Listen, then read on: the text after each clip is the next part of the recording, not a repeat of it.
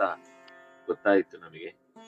ಚತುರಾನನೆ ಮೊದಲಾದ ಮುಕ್ತಜೀವರು ಕೂಡ ಹರಿಯ ಪಾದವನ್ನ ಸೇರಿದ ಬಳಿಕ ಅವರವರ ಸ್ಥಾನಮಾನಗಳನ್ನ ಹಾಗೆ ಕಾಪಾಡಿಕೊಳ್ತಾ ತಳದವರು ಮೇಲಿನವರ ಜೊತೆಗಿನ ಬಾಂಧವ್ಯವನ್ನ ಅಷ್ಟೇ ಗುರು ಶಿಷ್ಯ ಭಾವದಿಂದ ಗಟ್ಟಿಗೊಳಿಸಿಕೊಂಡು ಕರ್ತವ್ಯದಲ್ಲಿ ತೊಡಗುವಂತಹದ್ದನ್ನ ಅಲ್ಲೂ ಬಿಡದೆ ಮುಂದುವರಿಯುತ್ತಾರೆ ಅನ್ನೋದನ್ನೇ ವೇದ ನಿರೂಪಣೆ ಮಾಡುತ್ತೆ ಅಂತ ಹೇಳಿದ್ರು.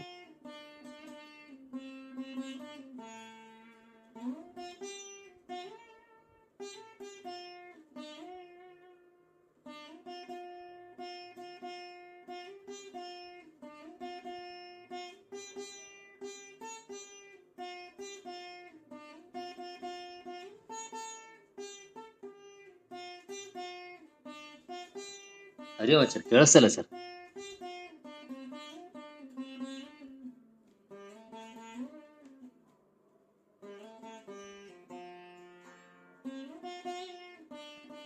ಹರಿ ಓಂ ಸರ್. ನಮ್ ಲೆಫ್ಟ್ ಆಗಿ ಬರ್ಬೇಕ ಸರ್.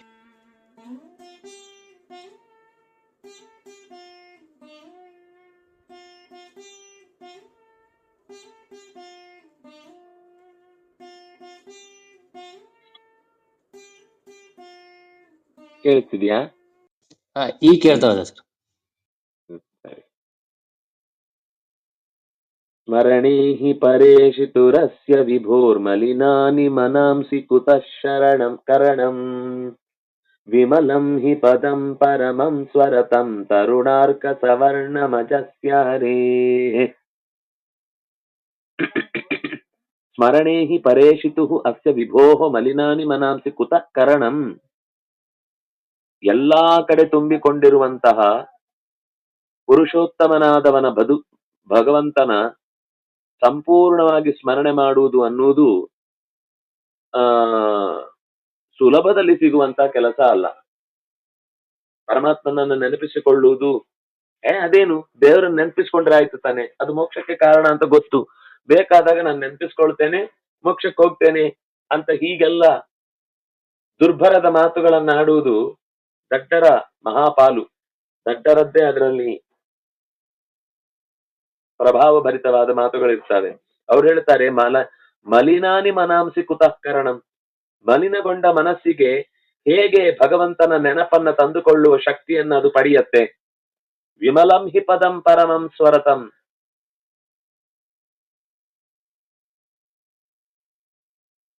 ಅದು ದೋಷವಿಲ್ಲದ ಎತ್ತರದ ಸ್ಥಾನ. ಅದು ತನ್ನಲ್ಲಿ ತಾನು ಸುಖ ಪಡುವ, ಬೇರೆಯವರ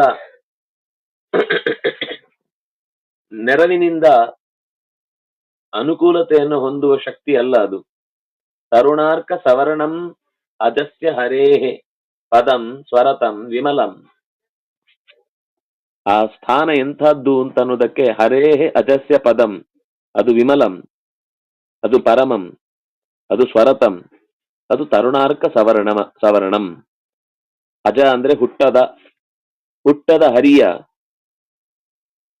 ಎಲ್ಲರ ಹುಟ್ಟನ್ನ ತರಿವ ನಾರಾಯಣನ ಆ ಸ್ಥಾನ ಅನ್ನುವಂಥದ್ದು, ಪದತಲ ಅನ್ನುವಂಥದ್ದು ಮಲಗಳನ್ನ ಕಳೆಯುವಂಥದ್ದು, ಸ್ವತಃ ಮಲರಹಿತವಾದದ್ದು.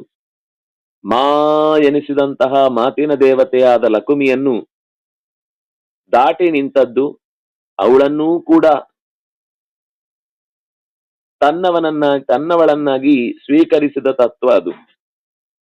ಅವಳಿದ್ದಾಳೆ ಅಂತಾದ್ರೂ ಅವಳನ್ನ ತನ್ನ ಜೊತೆಗಿಟ್ಟುಕೊಂಡದ್ದು ಅವಳ ಕಾರ್ಯಭಾರವನ್ನ ಲೋಕಕ್ಕೆ ಪರಿಚಯ ಮಾಡಿಕೊಡ್ಲಿಕ್ಕೆ ಹೊರತು ನಿನಗೆ ನಾನು ಗತಿ ನನಗೆ ನೀನು ಗತಿ ಅಂತ ಲೋಕದಲ್ಲಿ ಕೆಲವೊಂದು ಸರ್ತಿ ನಾವು ಪಗರ್ಸಾಟೆ ಅಂತಾರದಕ್ಕೆ. ಈಚೆಯಿಂದ ಅವರಿಗೆ ಇವರಿಂದ ಹೆಲ್ಪ್, ಇವರಿಂದ ಅವರಿಗೆ ಹೆಲ್ಪ್, ಪರಸ್ಪರ ಭಾವಯಂತಹ ಶ್ರೇಯ ಪರಮವಾಪ್ಸ್ಯತ ಅನ್ನುವ ಸ್ಥಿತಿಯಲ್ಲೇ ಅಲ್ಲ ಸ್ವರತಂ.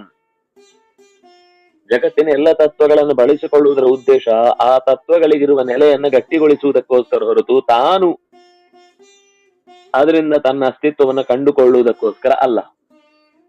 ತನ್ನ ನೆಲೆಯನ್ನ ಭದ್ರಗೊಳಿಸುವುದು ಅನ್ನುವುದು ಅದರ ಉದ್ದೇಶ ಅಲ್ಲ. ತಾನಾಗಿ ಸ್ವರಮಣ, ತನಗೆ ತನ್ನ ಸಂತೋಷಕ್ಕೆ ಯಾರ ನೆರವೂ ಬೇಕಿಲ್ಲ. ಆದ್ರೂ ಎಲ್ಲರ ನೆರವನ್ನ ಸ್ವೀಕರಿಸ್ತಾನೆ. ತುಂಬಾ ದೊಡ್ಡ ಮಾತಿದು. ಇದು ಅರ್ಥ ಆಗುವುದೇ ಕಷ್ಟ. ತನಗೆ ಯಾರ ಅಗತ್ಯ ಇಲ್ಲದೆ ಇದ್ರೂ ಕೂಡ ಎಲ್ಲರನ್ನು ಕೂಡಿಸಿಕೊಂಡು ಒಂದು ಕಾರ್ಯಭಾರ ನಡೆಸುವುದುಂಟಲ್ವಾ, ಅದು ಒಳ್ಳೆತನದ ಪರಾಕಾಷ್ಠೆ. ಅದನ್ನ ಅರ್ಥ ಮಾಡ್ಕೊಳ್ಳೋದೇ ನಮ್ಗೆ ಬರ್ಲಿಕ್ಕಿಲ್ಲ. ಯಾಕೆಂದ್ರೆ ನಮ್ಗೇನಾದ್ರೂ ಲಾಭ ಇದೆ ಅಂದ್ರೆ ಮಾತ್ರ ನಾವು 4 ಜನರನ್ನು ಸೇರಿಸ್ಕೋತೀವಿ. ನಮ್ಗೇನಾದ್ರೂ ಅನುಕೂಲವಾದದ್ದಾದ್ರೆ ಮಾತ್ರ, ಅವರಿಂದ ಪ್ರತಿಫಲ ಒದಗತ್ತೆ ಅಂದ್ರೆ ಮಾತ್ರ ಸಹಾಯ ಮಾಡ್ತೇವೆ. ಕೆಲವೊಂದ್ ಸರ್ತಿ ಅವರು ನಾವು ಮಾಡಿದ್ಮೇಲೂ ನಮ್ಮನ್ನು ವಾಪಸ್ಸು ಬೈದ್ರಂತೂ ಸಿಟ್ಟೇ ಬರುತ್ತೆ ನಮಗೆ. ಯಾರಿಗೋಸ್ಕರ ಮಾಡುದು ನಾನು, ನಿಮ್ಗೋಸ್ಕರ ಮಾಡುದು ಅಂತ ಅನ್ನುವ ಹಮ್ಮ ಆದ್ರೂ ನಮ್ಮನ್ನು ಕಾಡುತ್ತೆ. ದೇವರಿಗೆ ಅದೂ ಕಾಡಲ್ಲ. ಅದರಿಂದ ಏನೇ ದೇವ್ರು ಕಲಿಬೇಕಾದ ಅಂಶ ಇದು ನಮ್ಮ ಬದುಕಿನಲ್ಲಿ. ಎಷ್ಟೋ ಕ್ರಿಯೆಗಳನ್ನ ನಾವು ಯಾರಿಗೋಸ್ಕರನೋ ಮಾಡಿ ಅವರು ಅದಕ್ಕೆ ಅನುಕೂಲಕರವಾಗಿ ನಡ್ಕೊಳ್ಳಿಲ್ಲ ಅಂದ ಮಾತ್ರಕ್ಕೆ ನಾವು ಅದನ್ನೇ ಒಂದು ಅದರಂತೆ ಪ್ರಕೃತಿಯೇ ಇರುವುದು ಹಾಗೆ ಅಂತ ನಿರ್ಧಾರ, ಅದರಂತೆ ಜಗತ್ತಿರುವುದು ಅಂತ ತಪ್ಪು ಕಲ್ಪನೆ, ಮತ್ತು ಆ ವ್ಯಕ್ತಿ ಅಂತ ತಪ್ಪು ಮಾಡಿದ ಅನ್ನುವ ದೃಷ್ಟಿಯಿಂದ ಅವನ ಮೇಲೂ ಜಿದ್ದು ಸಾಧಿಸುವ ಸ್ವಭಾವ ಎಲ್ಲಿ ತನಕ ಇರುತ್ತೋ ಅಲ್ಲಿ ತನಕ ಮನಸ್ಸಿನಲ್ಲಿ ಮಾಲಿನ್ಯ ಇದೆ ಅಂತ ಭಗವಂತ ನಮ್ಮ ಕಣ್ಣ ಮುಂದೆ ತೆರೆದುಕೊಳ್ಳುವುದಿಲ್ಲ. ಇದೇ ಮಾಲಿನ್ಯ ಅಂದ್ರೆ. ಮಲಿನಾನಿ ಮನಾಂಸಿ ಕುತಃ ಕರಣಂ. ಕರಣ ಅಂದ್ರೆ ಕೆಲಸ ಮಾಡ್ಲಿಕ್ಕೆ ಸಾಧಕವಾದಂತಹ ಇಂದ್ರಿಯಗಳು, ಅಥವಾ ಲೋಕದಲ್ಲಿ ನಿಮಿತ್ತ ವಸ್ತುಗಳು. ಮನಸ್ಸು ಕೂಡ ಸೇರಿ, ಇಂದ್ರಿಯಗಳು ಸೇರಿ ಭಗವಂತನನ್ನು ಪಡೆಯುವುದಕ್ಕೆ ಬೇರೆ ಬೇರೆ ರೀತಿಯಾದ ಅನುಕೂಲಕರ ಕಾರ್ಯಗಳನ್ನು ಮಾಡುತ್ತವೆ. ಆದರೆ ಪರಮಾತ್ಮನ ಸ್ಮರಣೆಯನ್ನು ನಾವು ಸುಲಭದಲ್ಲಿ ಸಾಧಿಸ್ತೇವೆ, ಪರಮಾತ್ಮನ ಪೂಜೆಯನ್ನು ಸುಲಭದಲ್ಲಿ ಮಾಡುತ್ತೇವೆ, ಪರಮಾತ್ಮನಿಗಾಗಿ ಕೈ ತುಂಬ ಹೂ ಸುಲಭದಲ್ಲಿ ತಂದು ಕೊಡ್ತೇವೆ, ಪರಮಾತ್ಮನಿಗೆ ಸುಲಭವಾಗಿ ನಾವು ಒಳ್ಳೆಯ ಮಾತುಗಳಿಂದ ಸ್ತುತಿಸ್ತೇವೆ, ನಾವು ಸ್ತೋತ್ರ ಮಾಡಿ ದೇವರನ್ನು ಮೆಚ್ಚಿಸ್ತೇವೆ. ಎಲ್ಲವೂ ಕೂಡ ಕೊನೆಗೆ ಕೆಲವೊಮ್ಮೆ ಆಗತ್ತೆ, ಆಗೋದಿದ್ರು ಕೂಡ ಅದು ಮಲಿನವಾಗಿಯೇ ಆಗತ್ತೆ ಹೊರತು ಶುದ್ಧವಾಗಿ ಆಗುದಿಲ್ಲ. ಅಂದ್ರೆ ಅವಕಾಶ ಅನುಕೂಲತೆಗಳು ಒದಗಿ ಬರ್ತವೆ ನಾವು ಪಡೆಯದೇ ಇದ್ರು ಕೂಡ, ಆದ್ರೆ ನಾವು ಅದನ್ನು ಉಳಿಸಿಕೊಳ್ಳುವುದಿಲ್ಲ. ಅದರಿಂದ ಇನ್ನಷ್ಟು ಕೆಟ್ಟ ಯೋಚನೆಗಳಿಂದಲೋ ಕೆಟ್ಟ ಪ್ರವೃತ್ತಿಯಿಂದಲೋ ಅದರಿಂದ ಪಾಪವನ್ನೇ ಕಟ್ಟಿಕೊಳ್ತೇವೆ, ಅನುಕೂಲವಾದ ದಾರಿಯನ್ನೂ ಕೂಡ ಹಾನಿ ಮಾಡಿಕೊಳ್ತೇವೆ. ಆದ್ರಿಂದ ಸ್ಮರಣೆಗೆ ಬರುವುದು ಕೂಡ ಅವನದ್ದೇ ಕರುಣೆಯಿಂದ. ನಮ್ಮ ಕರಣಗಳು ಅವನ ಸ್ಮರಣೆಯಲ್ಲಿ ನಿರಂತರ ತೊಡಗಬೇಕು ಅಂತಾದ್ರೆ ಅವನೇ ಕಾರಣನ ಹೊರತು ನಮ್ಮ ತಾಕತ್ತು ಅಲ್ಲ ಅನ್ನೋದು ಒಂದು ನೆನಪಿರ್ಬೇಕು ನಮಗೆ ಯಾವಾಗ್ಲೂ ಕೂಡ. ಅದಿದ್ರೆ ನಮ್ಗೆ ಸಾಧನೆ ಮಾಡುವಾಗ ಯಾವುದೇ ಕಾರ್ಯಗಳು ಸಿದ್ಧಿಸಿದಾಗ್ಲೂ ಯಶಸ್ಸು ಬಂದಾಗ್ಲೂ ಅಹಂಕಾರ ಅನ್ನೋದು ಮೂಡುವುದಿಲ್ಲ. ಇಷ್ಟೇ, ಇದು ಕೇವಲ ಅಧ್ಯಾತ್ಮದ ಬದುಕಿಗೆ ಮಾತ್ರ ಸಂಬಂಧಪಟ್ಟದ್ದಲ್ಲ. ನಮ್ಮ ಜೀವನದ ಕಾರ್ಯಭಾರಗಳನ್ನು ನಡೆಸುವಾಗಲೂ ಈ ಎಚ್ಚರ ಇತ್ತು ಅಂತಂದ್ರೆ ನಾವು ಮನುಭಾಕರ್ನ ಹಾಗೆ ನಾನು ಕೆಲಸದ ಕಡೆಗೆ ಮಾತ್ರ ಗಮನ ಕೊಡ್ತೇನೆ ಹೊರತು ಅದರಿಂದ ಇಂಥದ್ದೇ ರಿಸಲ್ಟ್ ಬರಬೇಕು ಅನ್ನುವ ಪರಮ ನಿರೀಕ್ಷೆಯನ್ನು ಇಟ್ಟುಕೊಂಡು ಮಾಡಲ್ಲ ಅನ್ನುವ ದೊಡ್ಡ ಮಾತಾಡ್ಲಿಕ್ಕೆ ಸಾಧ್ಯ ಆಗುತ್ತೆ. ಕೃಷ್ಣನೇ ಹೇಳಿದ್ದು ಈ ಮಾತು, ಗೀತೆಯನ್ನೇ ಆಧರಿಸಿ ನಾನು ಈ ತರದ ಆಲೋಚನೆ ಮಾಡಿದ್ದು ಅಂತ ಮಾತು ಬಂತು ಅವರ ಬಾಯಲ್ಲಿ.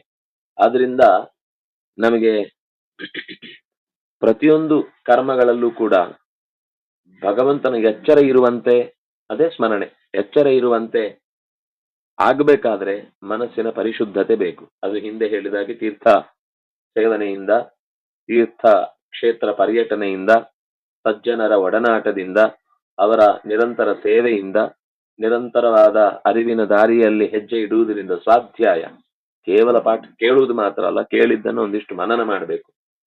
ಮನನ ಮಾಡದೆ ಸುಮ್ಮನೆ ಕೇಳ್ತೇವೆ ಕೇಳ್ತೇವೆ ಕೇಳ್ತೇವೆ, ಕೇಳಿದ್ದೆಲ್ಲ ಕಿವಿಯಲ್ಲಿ ಹಾರಿ ಹೋಗ್ತಾ ಇರುತ್ತೆ. ಅದು ಏನೋ ಕೇಳಿದ ಹೊತ್ತಿನ ಕ್ಷಣವನ್ನ ಸಾರ್ಥಕಗೊಳಿಸತ್ತೆ, ಕೇಳಿದರ ಆ ಕ್ಷಣದ ಮಹಾಫಲವನ್ನ ಮುಂದೆ ಏನು ಜೀವನದುದ್ದಕ್ಕೂ ನಾವು ಪಡೆಯಬೇಕಿತ್ತು ಅದನ್ನ ಕೈ ಚೆಲ್ತೇವೆ. ಹಾಗಾಗಿ ಇದೆಲ್ಲವೂ ಕೂಡ ಮಾನಸಿಕ ಶುದ್ಧಿಗೆ ಕಾರಣವಾದಂತಹ ಕ್ರಿಯೆಗಳು. ಇದನ್ನ ಮಾಡಿಸುವಂತೆ ಭಗವಂತನೇ ಪ್ರೇರೇಪಿಸಲಿ ಅಂತ ಆಶಿಸಿ ಆಚಾರ್ಯರ ಅದರ ಅನುವಾದವನ್ನ ನೋಡೋಣ.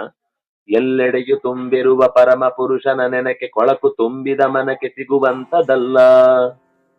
ಆದಿರದ ಹರಿಯ ಬಾಲಸೂರ್ಯನ ಪರಿಯ ಪರಮ ಪದ ಪರಿಶುದ್ಧ ಸುಖದ ಸುಗ್ಗಿ. ಎಲ್ಲೆಡೆಯು ತುಂಬಿರುವ ಪರಮ ಪುರುಷನ ನೆನಕೆ ನೆನೆಯುವುದು ಅನ್ನುವುದು ಕೊಳಕು ತುಂಬಿದ ಮನಕ್ಕೆ ಸಿಗುವಂಥದ್ದಲ್ಲ. ಮಲಿನಾನಿ ಮನಾಂಸಿ ಕುತಃ ಕರಣಂ.